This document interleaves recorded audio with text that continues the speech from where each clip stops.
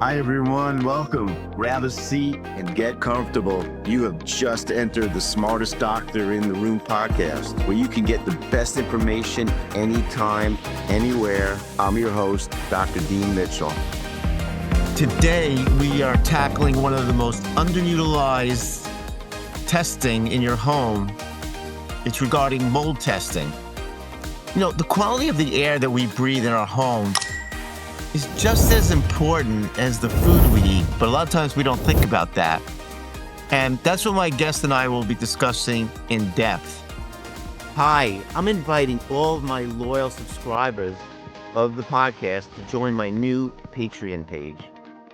For $10 a month, you will not only be supporting the podcast so I can continue to bring you the smartest doctors on the show, but in addition, you will be getting a monthly newsletter with the key findings from the podcast for that month that's not available anywhere else. And wait for it, you will also get to submit a question I will personally answer regarding anything concerning the podcast. I can't give personal medical advice, but I can make sure that you get the best medical information, which is the goal of the podcast. So please join my Patreon page and make the Smartest Doctor in the Room podcast the best healthcare podcast out there. Toxic mold exposure in the home is dangerous to your health. I see patients every week in my practice who are suffering from the effects of toxic mold. And in many cases, they were living in a home where they didn't even know mold was present. That's why I recommend to patients who suspect they are ill, possibly from toxic mold exposure, to obtain a test from Immunolytics, a company that specializes in mold detection with simple mold plates for your home or office. The mold plates are put in various rooms of your home and then left open for an hour. They are then closed up and you observe them for 5 days. If the mold plates show growth, you can send them back to Immunolytics and the company will analyze them and interpret the results for you. Please see the link in the show notes to order your mold plates from Immunolytics and use the code SMARTESTDOC to get a 5% discount. My guest today is J.W. Biava. He's the founder of Immunolytics, a highly regarded company that produces at-home mold testing kits. And we're going to get into what these tests measure, what they don't measure, how physicians and homeowners should interpret the results to make the best decisions about the quality of air in their home. So if you've ever been wondering whether mold is truly affecting your health, I think you're going to really like this episode. So without further ado, I'm excited to welcome J.W. Biava to the podcast. Hey, thanks for having me. Okay. I just like to get a little bit of background story on people, and just curious, how did you get into this field, and how did you start Immunolytics? Well, my dad and uncle started a laboratory called Assagai Labs in 1980. Oh. And so when I was 13 years old, I wanted to buy my grandpa's BMW that was rusting in the back of the lab. So he's doing well. Yeah. So my uncle said, come work for me. And so I started washing glassware, and pretty soon was in the wet chemistry department. And I just kind of grew up in the laboratory. By the time I was 15 or 16, I was running the microbiologic laboratory, doing mainly water testing, E. coli and coliform, things like that. And just advanced through it. Yeah, to the point where I went to college knowing I was going to come back to run the laboratory. So I got a degree in chemical engineering with an environmental emphasis so that I would be prepared for that. During that time, we met a guy named Walter Hayhurst who really opened our eyes to the medical side of mold exposure. We'd been doing mold testing for quite a few years, but that really kind of made it clear that we needed to focus on this to really help people improve their health. So we spun off Immunolytics in 2006 from Assagai. And my dad, uncle, and I, we were all kind of partners in that. And I ended up buying them out over a few years. And we were just servicing a few doctors who knew their patients were being potentially exposed to mold. So they wanted a kit that they could test their homes so that we would send out the sample supplies, they would collect the samples, and then ship them back to us. So we started there to where we are doing a lot of tests now nationwide, really worldwide, but mostly US and Canada. JW, what years are you talking about? Because this is obviously so like ahead of its time. Like when, like with your uncle and your grandfather, whatever. What years are we talking about? Well, we started Immunolytics in 2006, but we were testing for mold back in 1995, right about the time I graduated high school. We were really getting into the mold world. So we were actually doing it before there were spore traps. We'd use the old asbestos PCM cassettes to collect, and we would look at bulk materials, drywall, wood studs, whatever it may be. Wow. Wow. Yeah, I mean now it's becoming more and more known and understood, even though the medical profession unfortunately is very behind the curve in adapting this or checking for this for patients. They almost feel like it's like not their job. But I know in my practice I see a lot of chronic inflammatory response syndrome due to mold exposure. I mean, it's really been overwhelming. And fortunately, I've trained with some of the top people like Dr. Neil Nathan, who introduced me to Immunolytics, about doing this, which we're going to get into.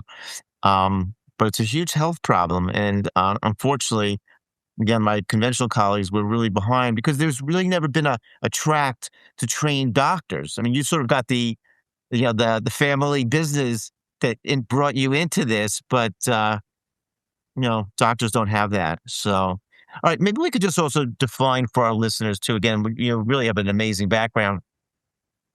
What is mold? And a lot of people they'll say, "Oh, I see a little bit of some black stuff growing in my bathroom or around my toilet," and not even realizing that sometimes some of the most dangerous things with mold you can't even see. So maybe just give us a little information about that.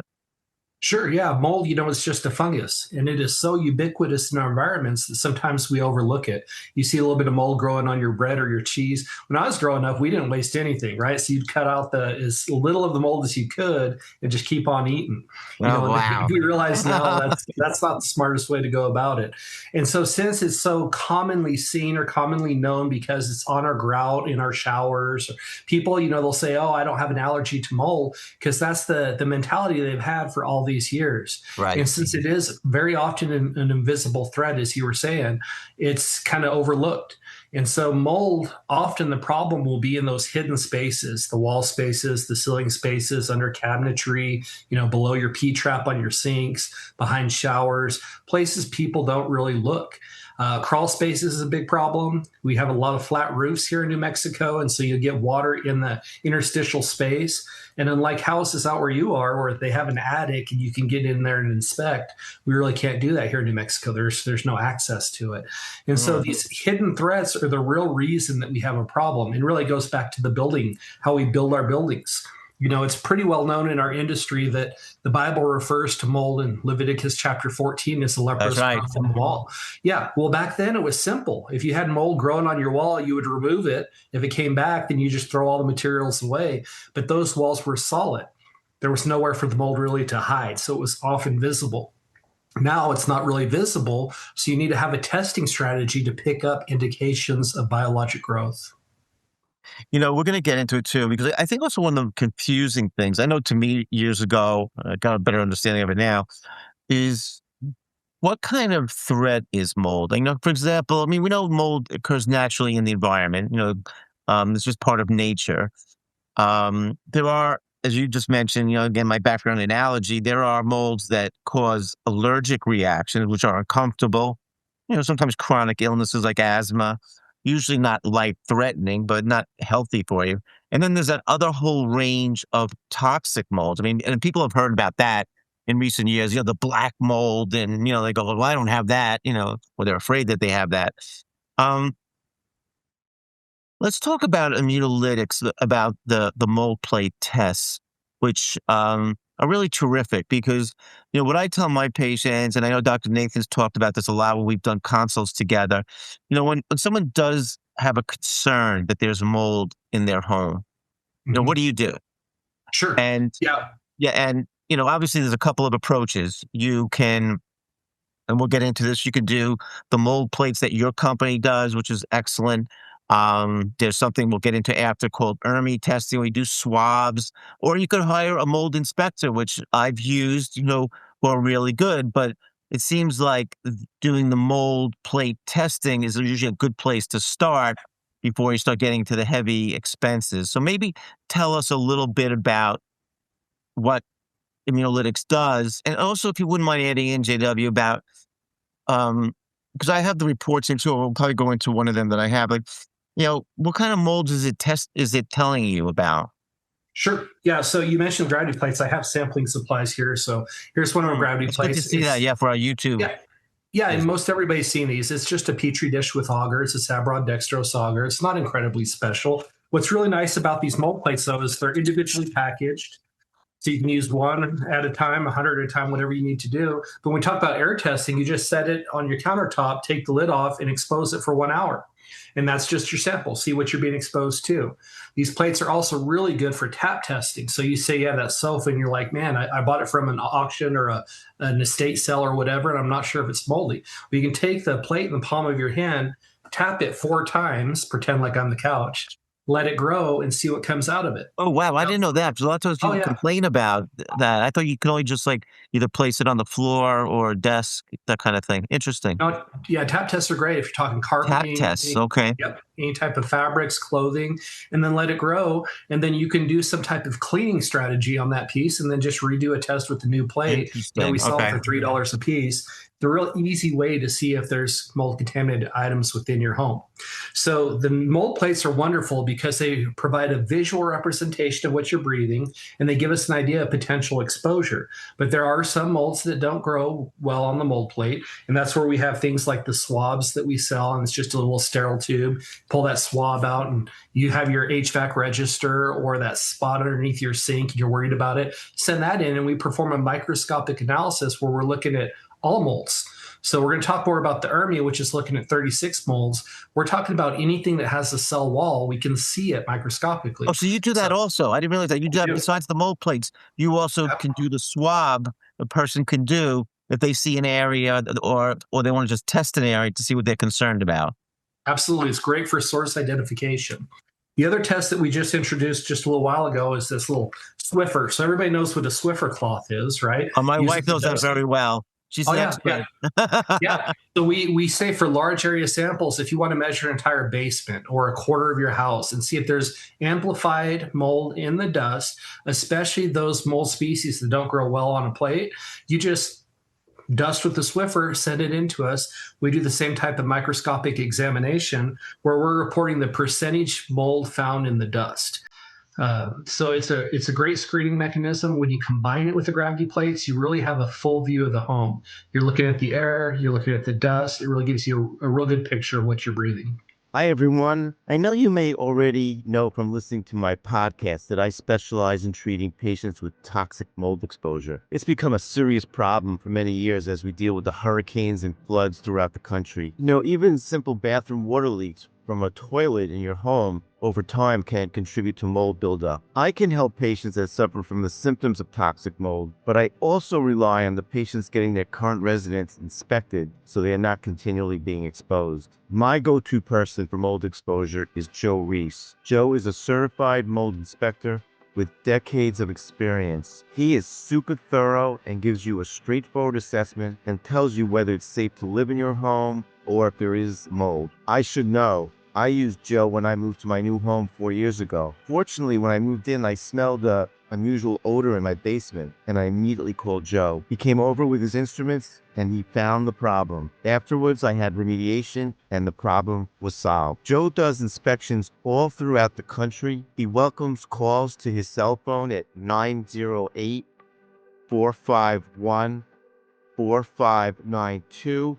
You can also reach him by email at jprconsultants7929@gmail.com. Remember, mold in your home is not a good thing, but thankfully it's a problem that can be fixed. It's so funny because we all have, well, I think it's almost a requirement in homes. You have the carbon monoxide testing, right? Obviously, nobody wants to die from carbon monoxide poisoning, but it's interesting how so few people really ever check the air quality in their home. The other time that I was really watching it was during COVID, and I'm forgetting the name, but there's this little instrument that actually measures CO2 in the air, which is, if it's very high, that obviously shows, I think, a little bit more. There's obviously a lot of traffic in an environment where you are. And I used to compare my own home to my office, in New York, because we were all concerned that, about, what kind of air we were breathing in, especially during the COVID pandemic.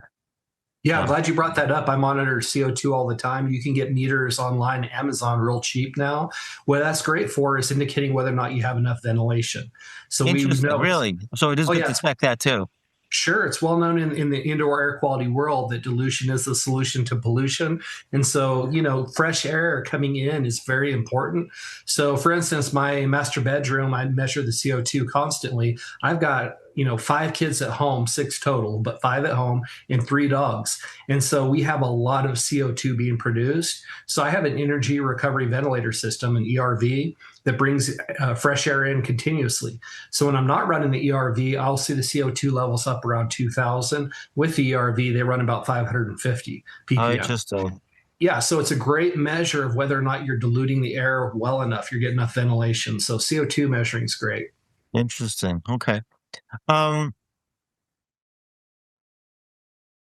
Tell us a little bit about, so what's really great about Immunolytics, because I know with my patients, so if they have the mold plate and they leave it out, and usually I guess you usually let it sit there for a few days, right? 4 or 5 days?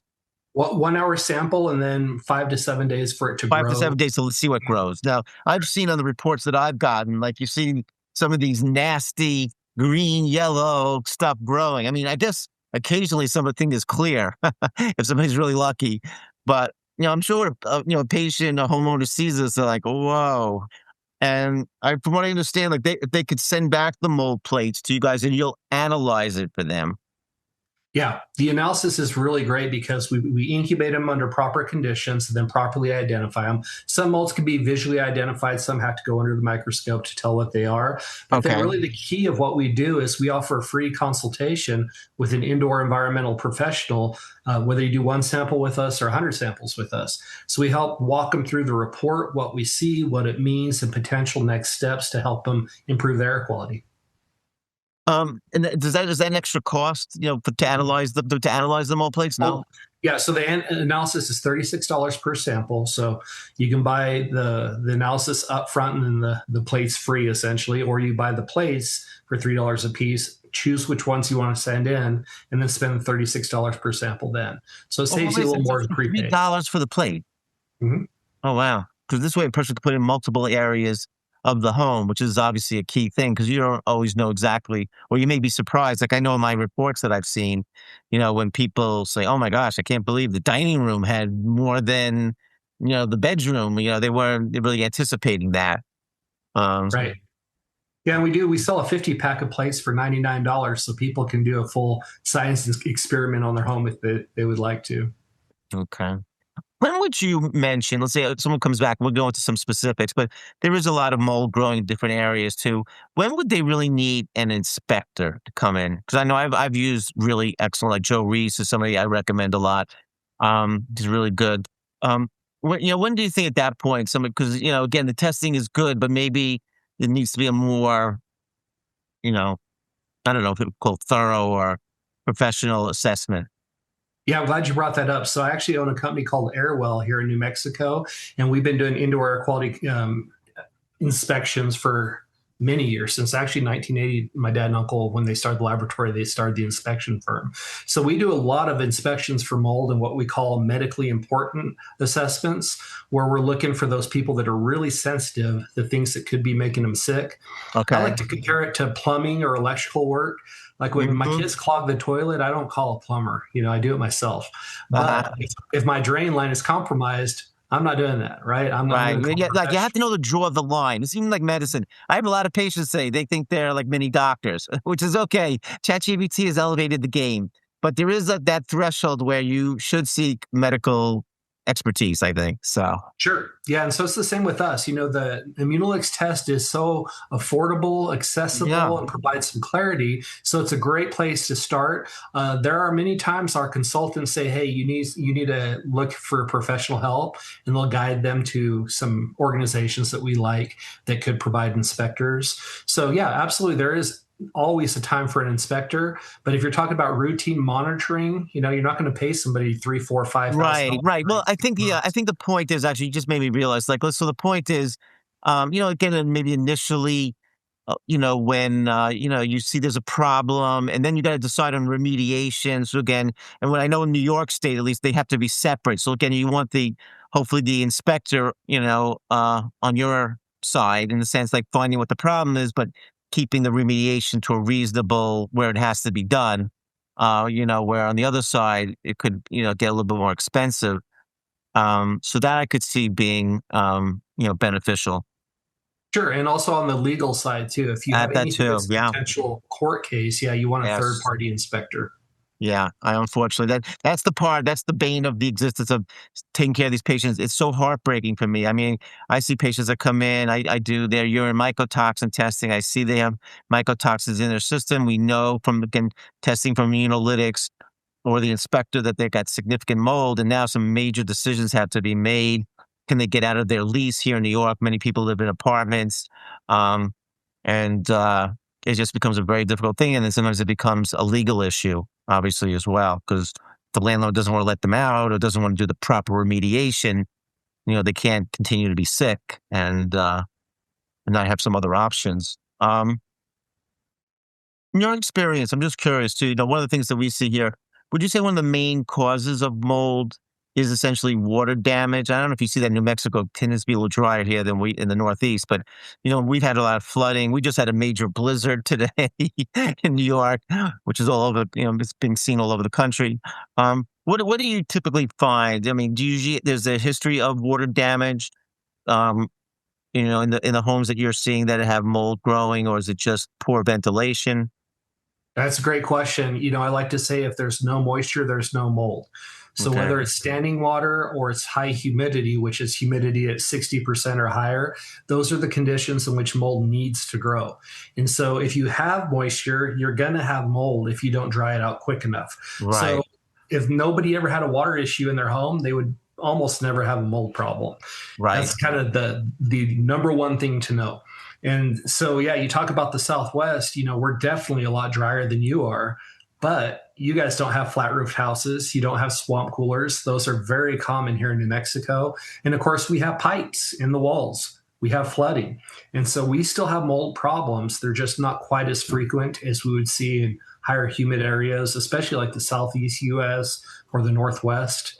Those two areas are pretty prone to mold problems.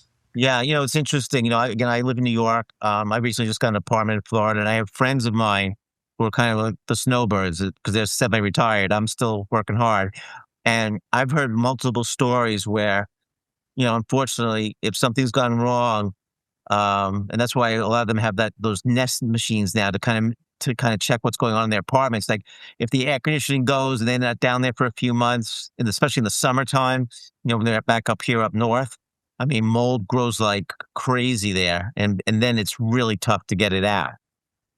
Absolutely. Yeah. We were at the A4M conference there in Florida.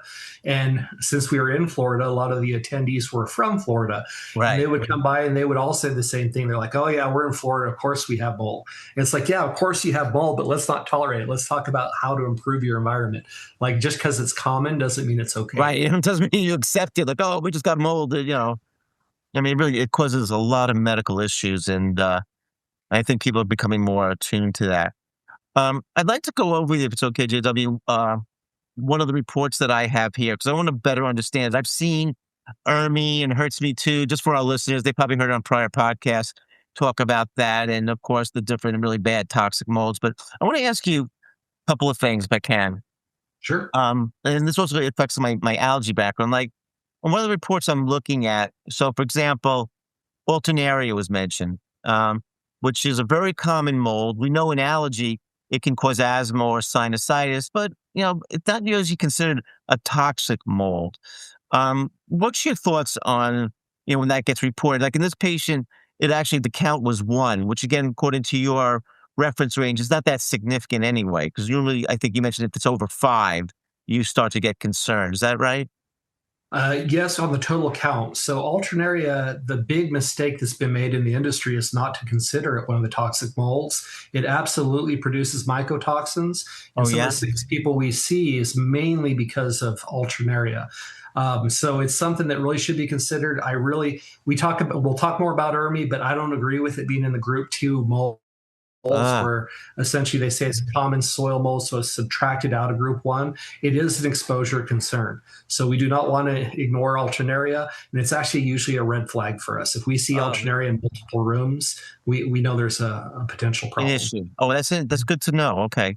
And what about it? It's like little brother Cladosporium. Is that Yeah, also? so well, Cladosporum is one of the most common molds. So if we're talking about what we're going to find most commonly in the environment, it's going to be Cladosporum and Aspergillus and Penicillium. However, what we're doing is we're looking for biologic indicators or indicators of a biologic problem, right? And since not all molds grow well on the gravity plates, we're looking at the counts to see if there's amplification that indicates a biologic issue.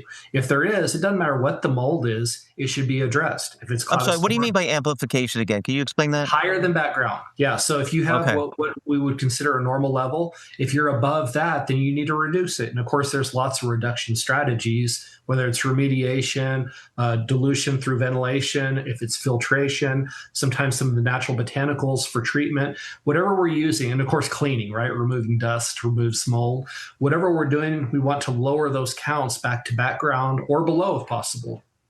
Okay. So, I mean, I'm familiar with also, like, obviously Aspergillus and Penicillium. They give off mycotoxins, so I'm concerned about that. Cladosporium, does that give off a mycotoxin also?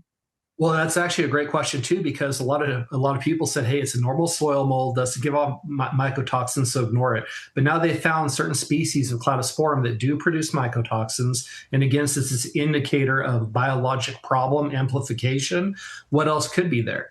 So we're using mold, but there are bacteria that create problems too that are associated with water damage. So we're looking for anything that indicates a biologic problem and trying to reduce that. Okay. And I have one more one because I wrote a book about this, calling concrete Candida, but this was more internal. Because I've had a lot of patients over the years who treated with antibiotics excessively or other issues why they developed this internally in the gut microbiome. But I just had a patient. This was a family. It was very interesting. They had been exposed to very significant mold exposure in their home in Brooklyn, and they had to move out. They were all getting very sick.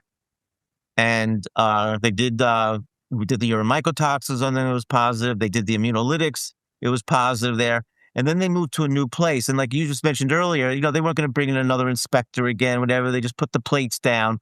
And the only thing that really grew out was the Candida species. Do we Mhm. have to worry about that? Is that also concerning? It can be. So, although, forgive me, I pronounce it Candida because of a guy that trained me when I was real young. And I It's can't okay. We correct don't, the we don't title. hold anything against anybody. Okay. This is So two yeah, schools of Candida and Candida, and yeah, I yeah. mean, some people get very offended by it. I do not.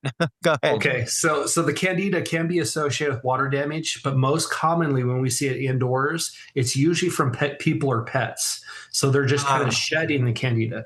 So why that's interesting is one, if you have somebody that has a Candida infection, you can tell by just monitoring their air. And so you'll often see the master bedroom is the highest, then the office where that person spends, a lot of time, it's the second highest. The living room's a little lower. And you can see this pattern. So you can say, oh, I bet you it's this person that's actually contributing the Candida to the environment. The other side of that is, Oh, wait, let's slow down. I'm sorry. So you're saying, I mean, this is interesting to me. So, and these people I have to recheck again too. So if there was showing high Candida in some of the rooms or whatever, I have to check if they have pets, because you're saying the pets could be giving that off, and then that could be affecting their health. Mhm. In what way Yeah, again? just like I'm sorry. anything else. Well, Like, say you're trying to get somebody well and they're constantly being re-exposed to the thing you're trying to get rid of in them. So yeah. they're reinfecting themselves. So one, they're giving it off. Two is you got to clean the environment and clean the person at the same time, right? They just can't keep getting reinfected. So you got to take care of the animals. Is that what you're saying? How are they? Yeah. What, Yeah. and And what the do you do? animals You treat the animals with shampoo. antifungals or something? I mean, what would you do? You can, yeah. So certainly we have worked with animals with some antifungals, but more importantly is stored up in their coats they're shedding it. They're either collecting it outside and bringing it in, or it's just from them not being bathed frequently enough. And so Yeah. again, with those tap tests, you can tap test your pet, see what's Wow. growing on them, wash them, tap test again, see the reduction. And through tap testing, you can determine the frequency of washing you need, right? So you Oh, can determine wow. if you should wash your dog every 2 weeks or once a month or whatever it may be. If you've been following the podcast, you may know I practice holistic functional medicine and immunology. In fact, at Mitchell Medical Group, we've been treating chronic fatigue patients for 3 decades. It's critical in this work to have a trusted pharmacy that can compound medications for our sensitive patients' needs. ITC Pharmacy has been our go-to pharmacy the entire time. They can make medications ranging from thyroid hormones to dye-free medications for all of our highly sensitive, even allergic patients. If you or your holistic doctor are looking for these very specific patient medications, you can contact ITC at 888-349-5453. They have licenses throughout the country and can have medications delivered right to your doorsteps. My patients have been so pleased with their service, and you will be too. Do all of these molds get very like airborne? Like I know, again, from my algae background, for example, like cat dander itself is very fine particles. I mean, I have people that are highly allergic to cats, and I desensitize them with my sublingual drops and help them get better so they can live with the cat. Because that's what they want. But I know people that are highly allergic to cats. They can go into a home or apartment or something that for a year hasn't had a cat, but what they did previously, and they've done a research studies. They've gone in and they find these particles on the walls and in the air. I mean, it lingers for that long. Is that the same thing with mold? I mean, is it heavier, or does it stay around for long periods of time? All the molds are a little bit different. So if you talk about like Aspergillus penicillium, it's a 2-micron spore. It's only 2 micrometers large. And How is that compared to like a hair? I forget. Like how do we? Hair is 100 microns thick, so Okay. 1/50th of a hair. So it can get airborne and stay airborne for quite a while. And so there was like Dr. Harriet Berg did an interesting application of the Stokes equation to kind of represent how long various mold spores will stay in the air. And if you have something that's fairly dense and big like Alternaria, it may fall out of the air within 5 or 6 minutes. Stachybotrys, same type thing. So some molds are going to only be in the air for a few minutes. Some will stay in the air for up to 60 minutes, but they get resuspended so easily just by you walking or the HVAC turning on. Any type of disturbance, they get airborne. So it's almost like they're constantly in the air. So, not all molds are the same, but yes, they absolutely do travel through the air just like dust or cat dander. They'll mostly be on horizontal surfaces, but oftentimes vertical as well. Just electrostatic forces or whatever it may be, they stick to the wall. So yeah, reducing the dust reduces mold. It travels just like dust. Very important points. Again, on your report, which I want to really understand because I think it's so important too, you have like what's called a total count. Is that just as important or more important than the specific molds? Like, so, and again, too, I mean, I don't know really, like, again, I have obviously a patient's got illness, but the counts were 11 or 33 or 50. I mean, those are high, obviously. I mean, let's say in the perfect home where you want someone who's had a mold issue wants to think they're in a safe environment. Would you want these total counts to be less than 5? I mean, is that achievable? It is. It absolutely is. Yeah. So in my home, if we test, I might have 1 or 2 areas that are above 5 because again, kids and dogs. Right. Constant battle for me to keep my home clean. But yeah, you can absolutely reduce it down those levels. It's much harder in certain areas of the country. So even Oklahoma and Texas, we have a couple guys there that do a lot of sampling. And man, it's hard to get those levels down. And how do you do it again in your home? It's you have a special HVAC system or something. How'd you say that you achieved keeping it as mold-free as possible? Yeah, so there's quite a few things I do. First is I have all hard flooring. I don't have any carpeting. Yes. My house is cleaned professionally twice a month, so that helps reduce the dust. I have a MERV 15 filter in my HVAC, so it's almost HEPA grade to purify the air that's coming from the HVAC. I use an ERV system to dilute out the toxins in my in my indoors, provide that fresh air ventilation. What is And an then ERV system? That's in the ventilation system.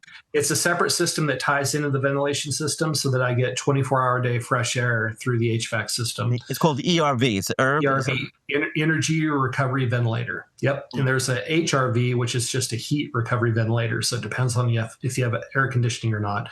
I did have a colleague of mine, a really great inspector in Florida, who explained to me that the humidity is so high in Florida, you can't just bring in fresh air. You'll create the mold problem. And So what do they you have do? they condition any fresh air before it's brought into the system. So they do it in a controlled manner. More often than not, though, they just prevent fresh air from coming in. So they kind of trap all the other toxicants because they're not nearly as dangerous as mold. Wow. Yeah, so, Oh, it's tricky. pick your poison. Yeah, Yeah. it is tricky. So yeah, there's some caution if you're going to do an ERV system. You want to talk to an HVAC guy and make sure you address the humidity.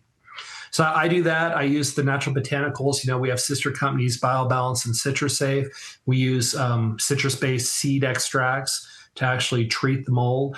And so that's another great maintenance product I use in my home. And so What about plants? People always hear the double-edged sword, like, oh, plants are bad, they can cause mold.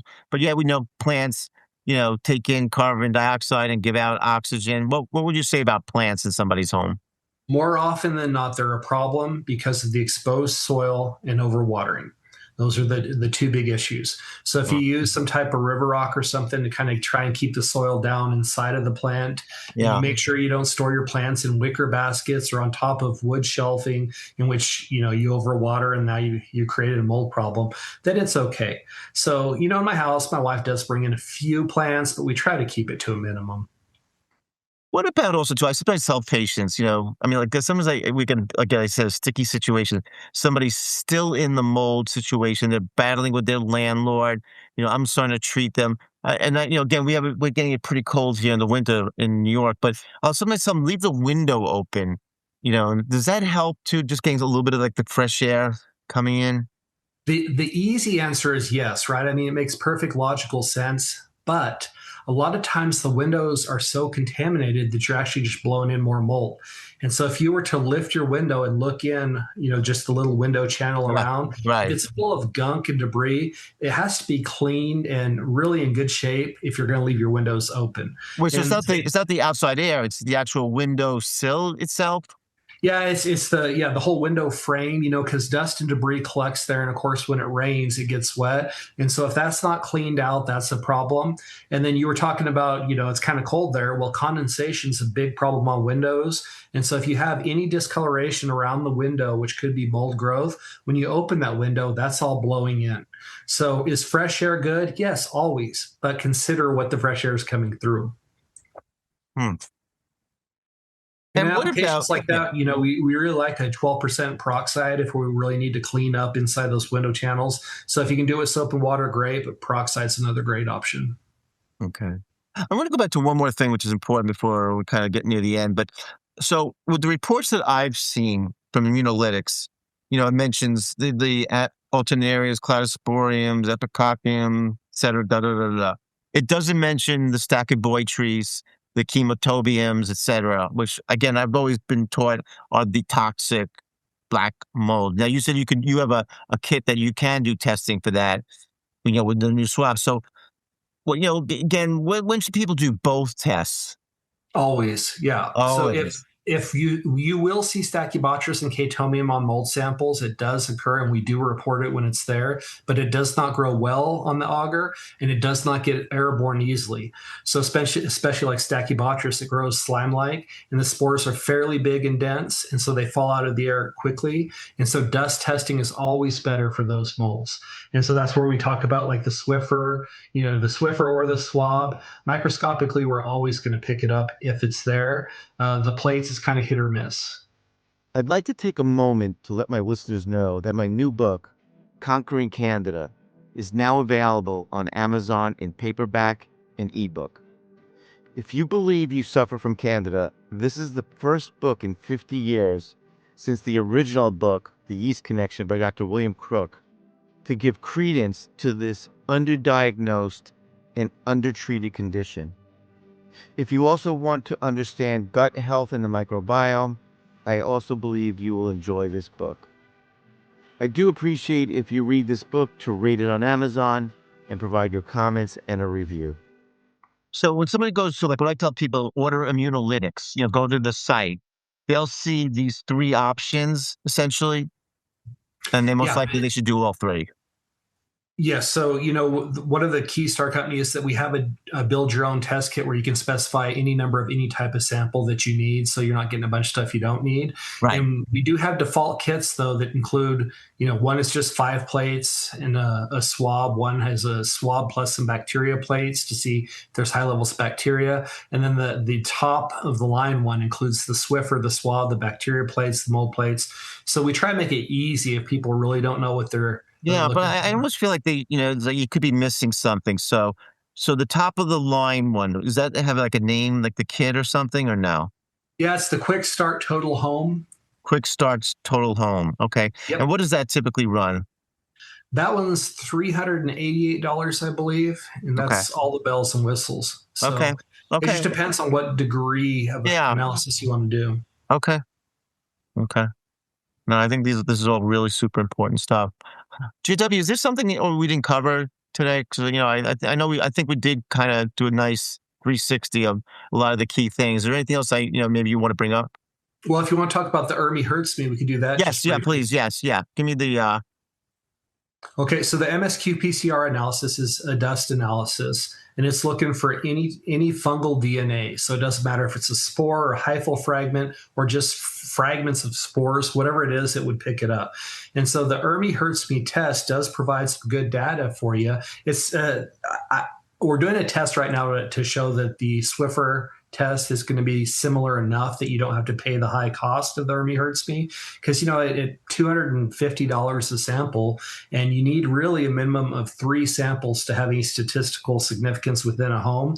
You're talking $750. Oh wow, that's important to know too. You're helping with this too. So again, I guess so your company doesn't do it, but if they go to what is it called, Envirometrics or whatever, they need to order probably like 3 of these ERMI tests to get a good idea of what's going on. And you're saying you're already now in the $700 range or something. Right. And, I have a good friend and colleague, Michael Schranz, who's an expert in MSQ PCR, and he's a huge fan of it. He's been looking through that lens for so many years that he can really help identify problems in there where a lot of people might miss them. I can tell you that we do agree that you should never use the ERMI score. It's horrible. The HERTSMI score is more useful, but really what he does is look at each species and he knows what indicates problems. So if you have a proper interpretation of MSQ PCR, it's very valuable. If you're just looking at an ERMI score and saying, I'm going to die, yeah, it's why is it not good? What was his reasoning, or that you're familiar? Why is the ERMI score not so great, or the results? Mainly because of the assumptions that went into it. They said visibly this is a water damaged house, visibly this isn't a water damaged house, and so they put together a database to create the score based on that. So that assumption is bad. I kind of referenced the group 2 molds versus the group 1s. We don't agree with that. Many of the group 2 molds absolutely indicate a problem indoors, so there's no reason to subtract them out from the group 1 scoring. So it goes on and on. There's several of these assumptions that were made for the scoring that we just don't like. The HERTSMI scoring has produced a lot more positive results as far as if you have a high HERTSMI, you usually have people that are ill. If you have a low HERTSMI, a lot of times they can recover. So we like that score, but we don't like the ERMI score. Interesting. Okay. Why is it too? I mean, it's kind of tricky that, if you're familiar with the urine mycotoxins, I find that to be very valuable in assessing patients, but it doesn't always seem to match up to what people are exposed to in their home. Is it just too tricky? I think one inspector told me, like, a lot of times some of these molds get stuck in biofilms or something. So I don't know. So because people always want to know, like, well, does my test match what's going on in my home? Sure. I actually did a couple presentations for the International Society of Environmentally Acquired Illness on the mycotoxin testing. The urine was one presentation. The blood antibody testing was another presentation. And the testing itself, as far as the laboratory goes, is perfectly fine. It really comes back to the sample collection. And when I'm talking about sample collection, I'm talking about, well, if you're doing urine, how hydrated are you? What are you doing for exercise? What are your natural creatine levels? Because two of the laboratories do creatine corrections. How well are your detox pathways opened up? These mycotoxins, most of them are lipophilic and they're going to be stored in the fat. So what you're actually seeing in the urine is what is freely floating around in the body and going through the kidneys. It doesn't measure what's actually bioaccumulated within you. So that's where a lot of doctors get into the provoking prior to the collection of the urine. So they're using sauna, or they're using exercise, or what the deal. I'm kind of getting outside of my realm here. No, it's important. Yeah. Yeah. So the idea being is it's difficult to get a perfect representation of what's bioaccumulated in the body. The urine's just kind of an indication of that. Mm-hmm. Okay. And, this might be a little bit out of your lane too, but depending on what molds are in somebody's house, is there a special kind of remediation that they have to use, like chemically or something? So let me answer that two ways. One is, it doesn't matter what the mold is, the remediation process is always the same. It's not like there's a different remediation for Stachybotrys versus Chaetomium. It's always the same. Yeah. No, there's not. But usually when a remediation occurs, it's often, not always, but often driven by insurance claims, right? And so they're going to say, hey, my master bathroom had a leak and that's going to be remediated. Well, they don't take into consideration that this mold problem's been there for years and the mold has circulated throughout the house. So when we talk about what would be like a medically important remediation, that should include assessing all areas of the house. We call it small particle cleaning, where you're really cleaning thoroughly all the dust and debris from the house. And you have to take the house holistically, not just one little remediated area. Yeah, of course. Right. The whole thing. And most remediation processes don't do that. So keep in the back of your mind to look at the entire house. One more thing, too, going back to the tap test. So you actually open up the mold plate and you can actually put it against the furniture, because it's like, what is, like a jelly kind of material or something? It is. It's just like Jell-O, but we extend our fingers past it. So when you tap, the fingers are hitting the material. And then the spores get airborne and land on the agar. Oh, wow. You have to know this technique. So, yeah, it's like your fingers are kind of pushing the material out of the cloth of, Correct. Yeah, and we have instructions on that and some videos, too, to help people. Yeah. Well, I've been doing this for quite a while, especially more on the medical side, but I always love learning because, again, this is just, the air that we breathe is so important. And unfortunately, I've seen in my practice over the last decade how many people can get really sick from being exposed to mold. A lot of times they didn't even know they were being exposed till they got sick. I hope that any of the people listening today, if they're not feeling well, take that into consideration. A lot of times, even myself, honestly, too, I see patients with chronic fatigue and some other general medical problems, and I'm evaluating them. I'm looking at their endocrine system. I'm looking for infections. And then sometimes I'm always ready to kick myself in the pants. And I'm like, oh, my God, they had a mold exposure. They just didn't even know. They didn't even think to mention it to me because, well, sometimes it'll be like a last resort. I mean, I have people that come to me, obviously, that know there's mold in the home, and we get to that right away. But it's when it's insidious that it can be most, dangerous. So anyway, JW, I really thank you for coming on and taking the time and really enlightening us about what your company Immunolytics can do and how it's so important to be able to really assess the air quality in your own home. For my listeners, if you really enjoyed this episode, I know a lot of you like these mold episodes, please leave us a review or send us a question. And until next time, stay well.